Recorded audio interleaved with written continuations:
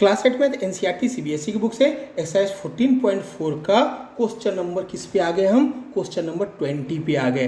क्या है? 4x + 5/4x is equal to 5। ठीक है, और 20 के बाद 21 भी इसी वीडियो में हम सॉल्व कर लेंगे। ठीक है, तो 20 और 21 के लिए देखते हैं। पहला 20 है 4x + 5/4x is equal to 5। ठीक है, तो फ्रॉम LHS से हम क्या देखते हैं कि 4x + 5/4x को यदि हम फर्दर सिंप्लीफाई करते हैं तो क्या होता है? मैंने आपको क्या बताया था कि इसके साथ भी डिनोमिनेटर चला जाता है और इसके साथ भी डिनोमिनेटर चला जाता है। तो वैल्यू क्या आ जाता है? 4x/4x और 5/4x। 4x/4x प्लस ये प्लस साइन बीच का साइन हो जाएगा और 5/4x हो जाएगा। 4x 1 जा 4x, 4x 1 जा 4x।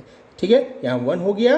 1 + 5/4x, 5/4x को कुछ नहीं कर सकते हैं, तो ये इक्वेशन नंबर फर्स्ट बन गया। RHS में देखते हैं तो 5 है। देखते हैं इन दोनों को, तो ये और ये किसी भी हालत में सेम नहीं है।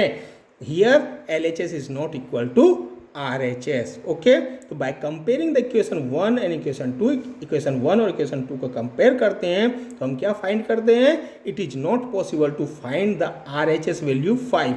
जो RHS वैल्यू 5 है इसको फाइंड किया ही करना पॉसिबल ही नहीं है by solving the LHS equation. ठीक है, LHS इक्वेशन को सॉल्व करके RHS इक्वेशन को फाइंड करना पॉसिबल ही नहीं है। It is not possible to find. अलग अलग स्टेटमेंट अलग अलग तरीके से मैं लिखने की कोशिश कर रहा हूँ। आपको जो भी अच्छा लगे उसका आप यूज़ करके पूरे के पूरे क्वेश्चन को उस तरह से आप बना सकते हैं। ठीक है, और नहीं, यदि स्कूल में नहीं बोला जा रहा है कि नहीं ये लिखने की ज़रूरत नहीं है, तो आप सीधा यहाँ ला के ये कंप्लीट करने के बाद सीधा आप करेक्ट स्टेटमेंट यहाँ लिख दीजिए कि करेक्ट स्टेटमेंट जो है इनकरेक्ट है, करेक्ट स्टेटमेंट ये होगा।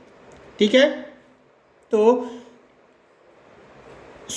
गिवन स्टेटमेंट क्या है? इनकरेक्ट है, तो करेक्ट स्टेटमेंट क्या होगा? ये हो जाएगा। ठीक है, क्योंकि ये सॉल्व हो ही नहीं सकता। LHS इक्वेशन से सॉल्व होके ये RHS इक्वेशन का जो वैल्यू 5 है ये फाइंड आउट हो ही नहीं सकता है। ठीक है, एक ये हो गया। सेकेंड ये हो गया कि इसने क्या करने की कोशिश किया है? 4x को 4x के साथ में डिवाइड कर दिया और 5 का वैल्यू लिख दिया है। ठीक है, तो आप ये भी लिखना चाहें तो इस तरह से भी लिख सकते हैं कि 2 टर्म इक्वेशन में फर्स्ट टर्म को क्या किया? फर्स्ट टर्म को डिनोमिनेटर के इक्वेशन के साथ में डायरेक्ट डिवाइड किया हुआ है। ठीक है, और ये पॉसिबल ही नहीं है, ये कोई मेथड है ही नहीं। इस तरह से आप लिखना चाहें तो लिख सकते हैं, और इस तरह से इसने वैल्यू 5 निकाल के रखा है, लेकिन ये इस तरह का मेथड होता ही नहीं है। ठीक है, ये यदि आप चाहें तो ये भी लिख सकते हैं। ठीक है, तो इसके साथ ही क्वेश्चन नंबर 20 आपका कंप्लीट हो गया। ठीक है, अब बिल्कुल आखिरी क्वेश्चन है क्वेश्चन नंबर 21। 21 में क्या है? 7x + 5/5 equal to 7x। ठीक है, LHS से देखते हैं तो 7x + 5/5 का क्या है वैल्यू? 7x + 5 + 5/5। 5 1 जा 5, 5 1 जा 5, यानी 7x + 5 + 1 हो जाएगा, और RHS में 7x है। ठीक है, 7x + 5 + 1 हो गया, और RHS में 7x है, ऑलरेडी 7x है, तो वैल्यू जो है यहाँ 7x/5 + 1 है, यहाँ सिर्फ 7x है, यानी कि दोनों सेम नहीं है। यहाँ पे भी क्या किया गया है? 5 को 5 के साथ में क्या किया है? डिवाइड कर दिया है, वैल्यू निकाल कर दिया है, और इस तरह का मेथड संभव ही नहीं है। ठीक है, इस तरह से किया है। यदि आप ये भी लिखना चाहें तो इस तरह से भी लिख सकते हैं कि इस तरह का मेथड संभव नहीं है कि यहाँ 5 को 5 के साथ डिवाइड कर दे। ठीक है, इस तरह का मैं क्वेश्चन पहले भी बना चुका हूँ और स्टेटमेंट भी मैंने बाकायदा उसमें लिखा था। ठीक है, तो LHS is not equal to RHS।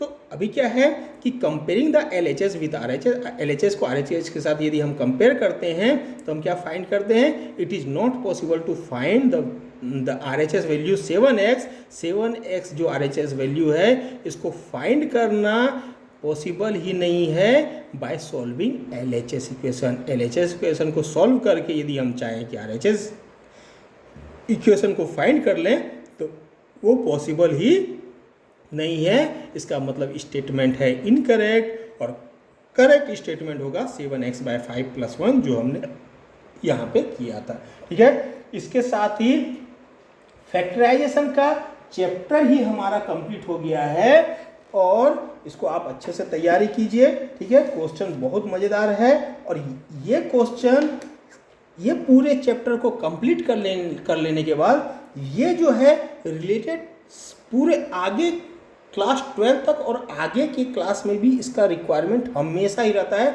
ये सबसे इजी है लेकिन सबसे ज़्यादा रिक्वायरमेंट इसका ही रहता है। दूसरे बहुत सारे चैप्टर आप ऐसे किए हैं जैसे डायरेक्ट और इन्वर्स प्रोपोर्शन है और इस तरह के कई चैप्टर आपने किए हैं जिसका कि आगे उतना ज़रूरत नहीं पड़ता है। हाँ, ये है मैथमेटिक्स, यदि मैथमेटिक्स के जो यदि आपने कॉमर्स लिया हुआ है तो हो सकता है कि उसका ज़रूरत हो, लेकिन मैथमेटिक्स में इसका ज़रूरत कम पड़ता है। लेकिन ये जो है इस तरह का इक्वेशन जो है उसका हर एक जगह में ज़रूरत पड़ता ही है, ठीक है।